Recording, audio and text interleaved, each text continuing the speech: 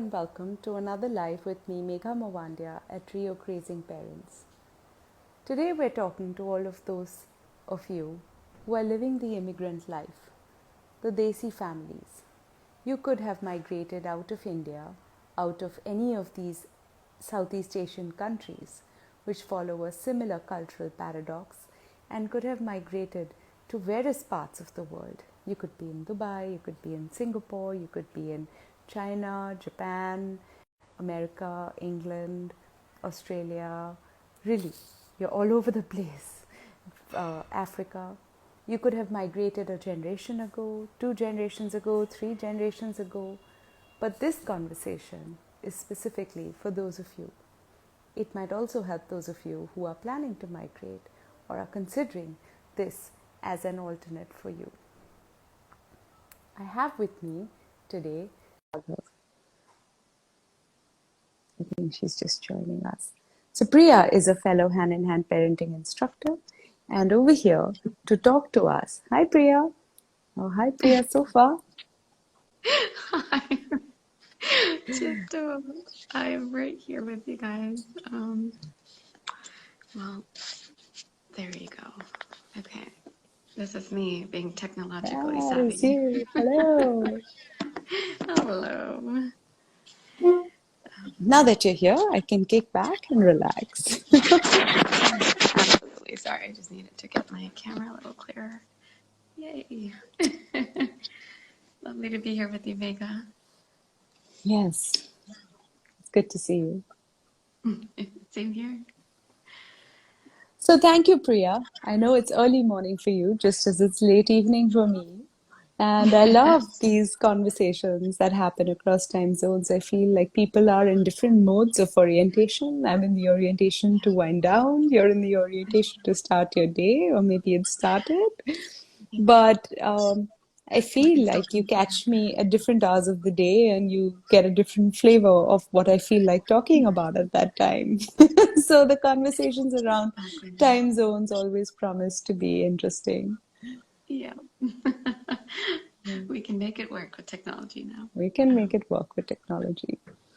So, Priya, you want to share a little bit about, I was just talking to our audience about migration and migrant families and a little bit of your history. Where would your family be from and which generation decided to make the move? Yeah, thank you for asking. So I was born in India in Tamil Nadu, and we moved to Singapore when I was 10. My father got a job there and lived there for about 13 years before I moved here to Seattle. And so I consider myself a first generation immigrant to the US, but I migrated with my family. So I've been outside of India for quite a while and have experienced this process of unfolding that happens when families uproot themselves from their home country and move to a different, country and find their place, and I've done it multiple times. And I also recognize just how broad the spectrum is for the reasons for migration for families. And, it really drives how I think about, the sort of the resilience that families and people, as a people, we are extremely, resilient and find ways to move through adversity and to find ways to survive and create new opportunities and create a new home for ourselves where we go. And I think that's just such a strength to marvel at. And also there are inherent challenges within that, which is what we would love to talk about today. Absolutely. But in that entire thing that you spoke about, I think what I'm still processing in my head is that unfolding of this entire hope, maybe, that drives one to make that journey, right? Whether that hope and as an Indian living in India, having studied in England, with my brother studying in America and different family members and friends in different Yeah. parts of the world, there's constantly this hope of a better life or a different life or creation of something more, right? But once the migration has happened, it looks very different because now it is coupled with also these other feelings where there's Yeah. fear, especially when there are children in the mix. So could you share a little bit about that? About Yeah. you have hope, which makes you Mhm. want to move, and Yeah. then something else happens.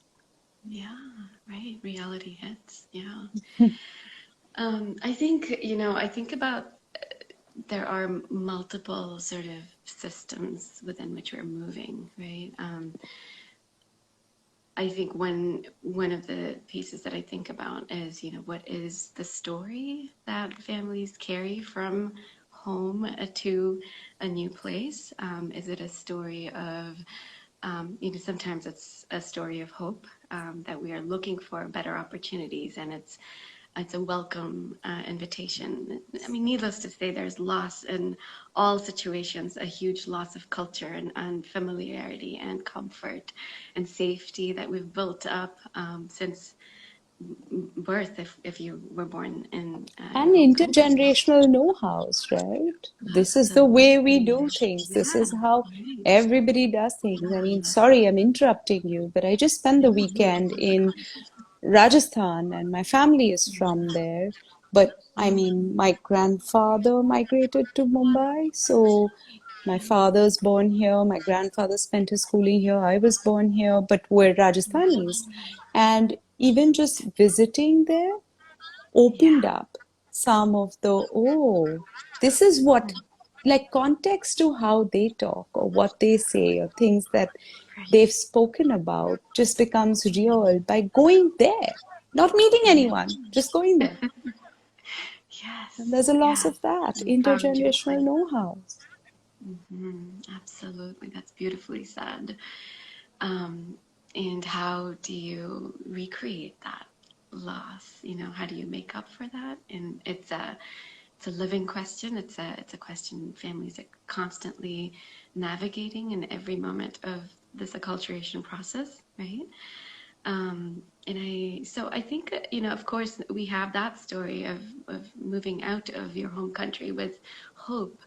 Um, and I think hope has a huge spectrum too, and sometimes it's from extreme dire consequences and situations and out of safety, and that families have to move to a new place in the hope of being able to survive and live, and then betterment of life comes much later down the road, because they're very much in this process of just needing to preserve and protect, their self and their family. And so I think the story and the traumas that you carry with you as you migrate really have a deep impact on how this unfolds for you in the new place that you move to, right? The other piece that I've been really, thinking about is, migration in post-colonial migration looks very different than it did, I'm sure, prior to colonization for India. Yeah. And there's definitely trauma there that is passed down intergenerationally. And this is just sort of a suggestion, a pondering, a question that I do wonder about. Is I see a general culture of fear-based parenting in our people and many people, but definitely in my context, because I see this personally and I see this come through me and my parenting myself. I'm not immune to this process. But I wonder, is this something that we've always done, or is this something that was introduced to us as a sort of a way of survival after colonization? And I just Interesting. kind of see that in little moments of as you're feeding your child, you want to make sure they're well fed, and you're afraid that they're not going to be full enough. If they're, if they're feeling full, it's not feeling full enough for you. And that tension between, it's just a dance. It's a constant dance of, I'm going to make sure you're okay. I'm not sure you're okay. I'm not sure we have enough. You have enough in you. And I think that that can be a sort of a hamster wheel that we are on, that we don't even realize we're on, in this hope of betterment. Wow, And I, I've not gone down to thinking about the pre-colonial patterns and how that trauma could be yeah, playing it forward, because to be very honest, how much do we understand it, study it, unpack it? I think only yeah, now, in the past 5 years, maybe, I've really started exploring what that trauma could have looked like yes, 3, 4 generations ago, and how it yeah, gets transferred. I yeah, know that in my own family, not the colonial trauma, but the patriarchal trauma of yes, my grandfather's sisters being married at the age of 11, 12, and becoming widows by 15 and living their life as yeah, widows, to my father's sisters who got married at 16 and 18, so just a generation above me, to me who got a master's before I got married, to my children who possibly won't. And there's a hangover in this, yeah, where I experience the hangover of these aunts of mine, and mm, because that patriarchy carries itself through. And now absolutely, to that, we're adding this filter of a new culture, where maybe the next generation is not only making the moves or the strides it's meant to yeah, move into the new space, there is also this shape shifting where there's nothing familiar, yeah, right? yeah, I have right, somebody I know who moved out of India. Um, I think she moved out about 17, 18 years ago into America because they found an opportunity. They needed that opportunity to survive. And she was like, I just need my children to get better opportunities. yeah, And she made that move. Her children did get fantastic new opportunities. But with it came, they don't think they're Indian. They believe they're American. And then this disassociation between the parents and the children, where we got you here, but only to get A, B, and C. Why have you picked up D, E, and F? And then there comes this clash because now they're teens or they're adults, and they're like, yeah, you can't choose what I take and what I don't. And maybe I don't yeah, speak a word of Hindi. Or maybe when I speak Hindi, I roll my R's where people make fun of me back home. But yeah, this is the only way I know how to speak because this is now right, my culture. And the right, disassociation, and not only people who move to America, I have a client who's living in the Middle East and moved like 8 years ago. And when she hears her daughter say, your country, it pains her because she's yeah, like, but it's our country. And she's like, no, it's yeah, just, sorry, it's just where I go for holidays, right? yeah, right, right. It's such a difficult process to understand, because it's not just one family going through a process. There are multiple family members, each one of them going through their individual sort of path of acculturation. And I think there is so much opportunity here to kind of think about this in sort of developmental phases. And as you know, as a family migrates, parents and adults have the capacity to think about identity and culture and connection in really complex and really nuanced ways. And children are identity formation is something that happens with over a prolonged amount of time, and it isn't something that can be distilled into a conversation as they are having breakfast and refusing to take idlis to school. And I just want peanut butter and jam. I want to fit in. that's it. Yes.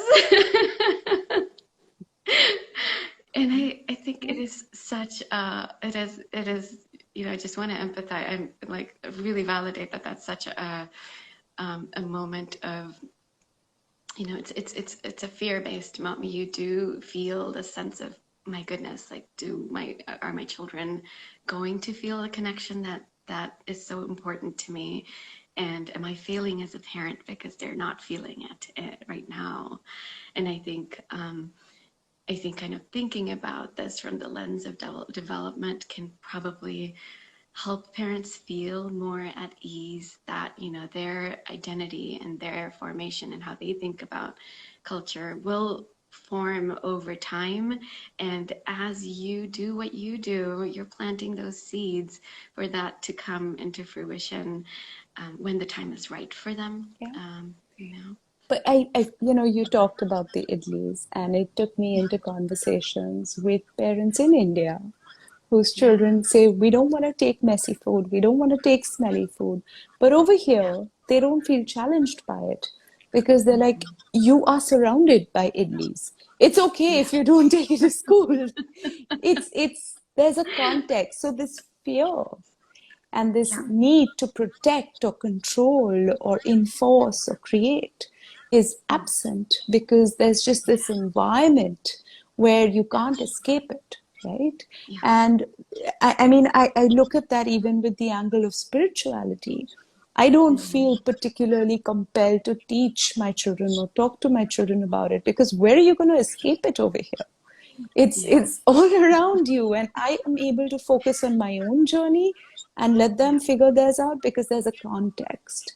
And while the developmental part is very important to be understood and we need to give it time for it to be explored and unpacked, there is this fear of a loss of context where for me, we again, like I said, the patriarchal story, we're supposed to do these things called Karwa Chauth and all these chauth, these fasts that you do for the long life of your husband, etc. And I carried it on because it was a cultural context. And then I decided, but it's not a cultural context I want to carry on. So I stopped doing it. But I remember feeling responsible and guilty that my children won't know this because of me. And am I okay with that? And it was only when I fought through that conflict, and it took me a year, Priya. It wasn't like I decided and I stopped. It took me a year to first decide and then to be able to assert myself amongst everybody and then not feel guilty every time someone looked at me and said, you stopped doing all these things? I said, yes. And I did, you know. But I feel like that part where we own the choices we're making, it becomes so important, right? And we might think it's seeped in fear, but many times the fear is just me wanting to hold on to something which actually didn't even feel safe. There's a reason I've desired change, right? So just because it's familiar doesn't mean it's safe. Such an important distinction. Yeah. What helped you? What helped you get to this place of clarity? What helped me was I asked myself, I actually read a very interesting book which talked about how blind practices still have impact on people, and it's important to take a stand. And it sort of put a new spin on blind practices because till then it was just, I'm not doing it because I believe in it, I'm just doing it because it's our culture. So you move it from belief into culture, and now culture has no logic. It's just something that's done.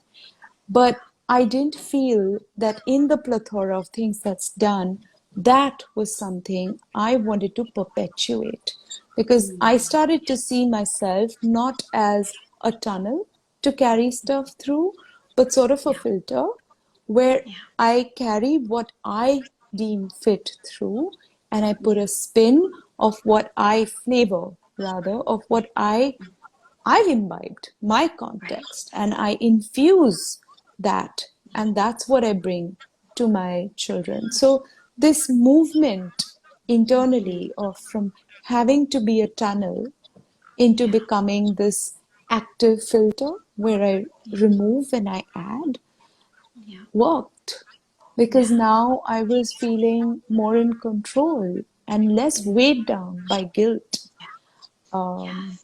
of any of this. Yeah. It's such a beautiful sharing. Thank you, Megha. I think it sounds, it sounds to, it's an important thought that what I'm hearing in your story is you really, one of your values is anti-oppression, and standing up against patriarchy is an important value for you.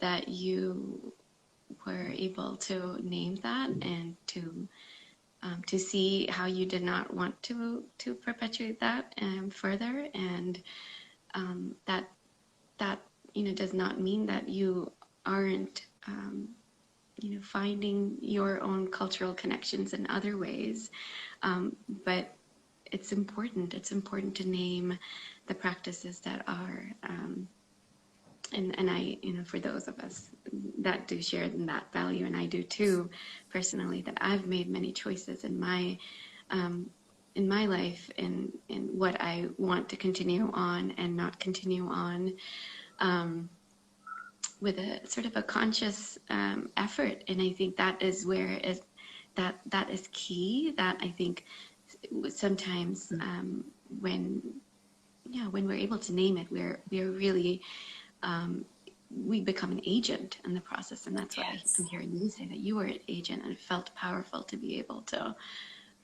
make that shift for you Yeah, and for your kids. Yeah. absolutely. So tell me, taking it back to Desi families, what do you think allows for building of that agency Yeah. um, in that context? Do you think it's hanging out? Because I also have a client who says, I hate hanging out with other Desi families because I feel like they need me to be Desi and Yes. it doesn't allow me the freedom to be this active filter.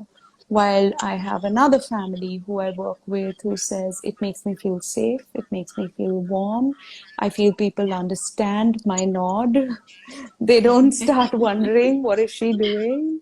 You know? So I feel like there's such a wide range of people's experiences. So what do you think in your experience works or helps?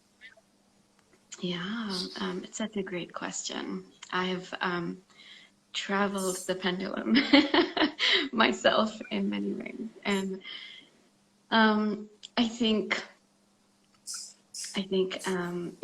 both of us are connected through a parenting model called Hand in Hand.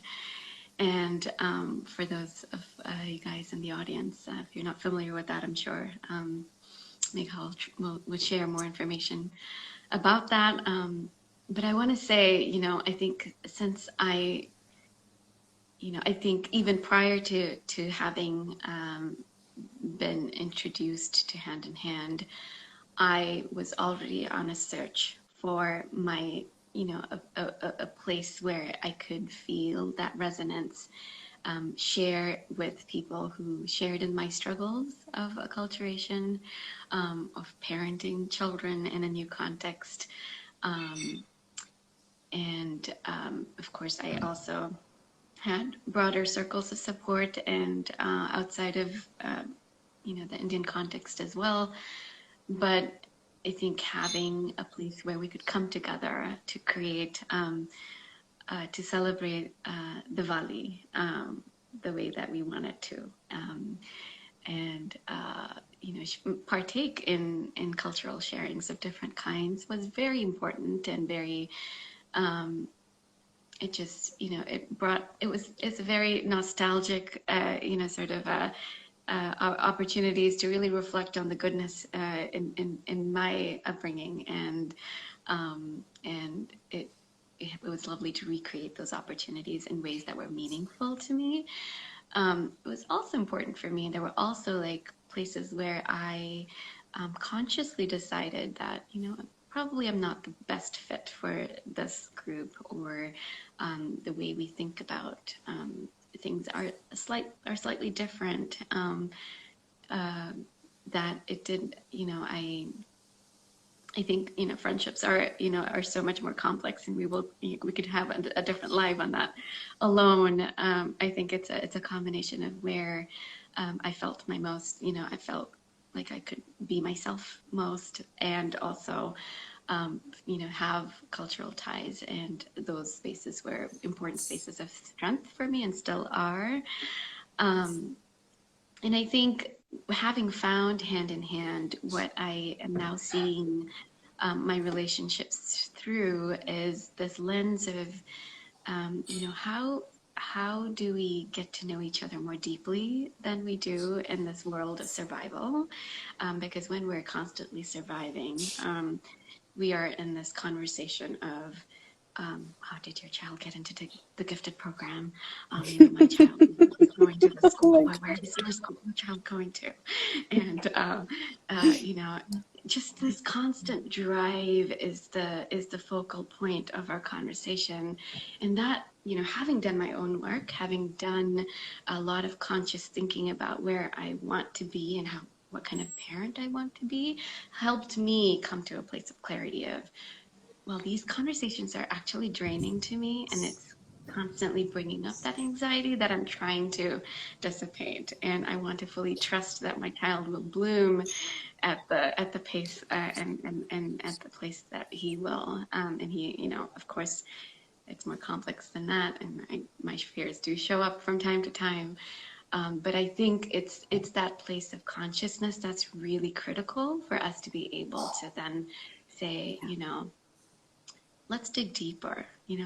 What's really important, as we are parenting in this context, and I think when we can have a safe space to talk about our fears and our struggles, I think our conversations can go deeper, and we can heal through uh, the colonial imprint that may be on our shoulders. That Yeah, yeah. that we can finally open up and really come through that. And I think it's certainly work in progress for me. There's no timeline here, but I think that's when you asked me, what can help, and that's where my head is right now. That I really want to create community, where I can be a part of it too, but also invite other Desi parents to be a part of a community where we can go deeper, we can dig deeper, we can really have honest conversations about our fears, and and also like recreate that, um, that the healing that was lost from parenting, uh, that was driven by fear, because we weren't safe to feel our feelings when we're in fear. We're suppressing our feelings so we can just get to the next thing that we need to.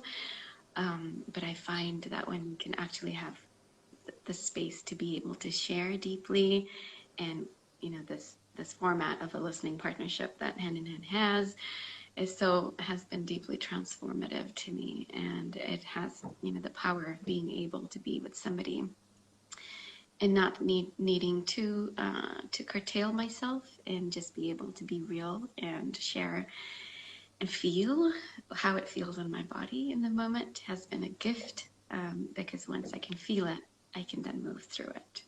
I And just love what you've shared right now because I feel it's resonating so much with what it took for me to stop these customs that yeah, didn't want to be able to cherry pick. What I wanted was just deep listening and deep awareness of where it is, how it is feeling in my body, and how am I yeah, feeling after doing it, and am I proud of it, or is it taking away from my sense of self? Is it fitting in with who I desire to be, or is it just so focused on who I'm supposed to be or who my past has been that is not Right. letting me provide the freedom? And yes, the listening partnership is such a powerful tool. In fact, for those of you who might not be familiar, you can just scroll down in the lives and see I've done it with another hand-in-hand instructor, and we've talked really about listening partnership. So there is already a lot about that tool that we have shared, and how, I mean, you firsthand, me firsthand, and our entire community that you've been working with, I've been working with, is testimony that it works, because it allows people to feel in control rather than be controlled by, we don't even necessarily know what. Could be a colonial imprint, could be, we don't know, but it's still something else that seems to be controlling. I want to thank you, Priya, for this really deep conversation. To be very honest, I didn't expect us to go into these spaces, but I love the fact that we did. I'm definitely going to treasure this because I think you've uh, just taken a topic which we could have handled so superfluously into something so deep, into really getting into the core of the vulnerability or the emotional knots that need to be worked upon. I don't know if there's a solution for them, but they definitely need Yeah. visibility. And that Well, alone, for many, can yeah, be a solution, right? absolutely. Yeah. Well, thank you, Megha. This was such an honor and pleasure to be here with you. And this was a conversation, so wouldn't have transpired without you. So, yeah, Thank you, yeah, Priya. Thank you. And absolutely. guys, please follow Priya. Her handle is brand new, but It's it brand new. promises to be exciting. Yes. So do bookmark I'm it. absolutely. I hope to I'm have looking forward to some what comes up. Thank you. I really appreciate Take you. care.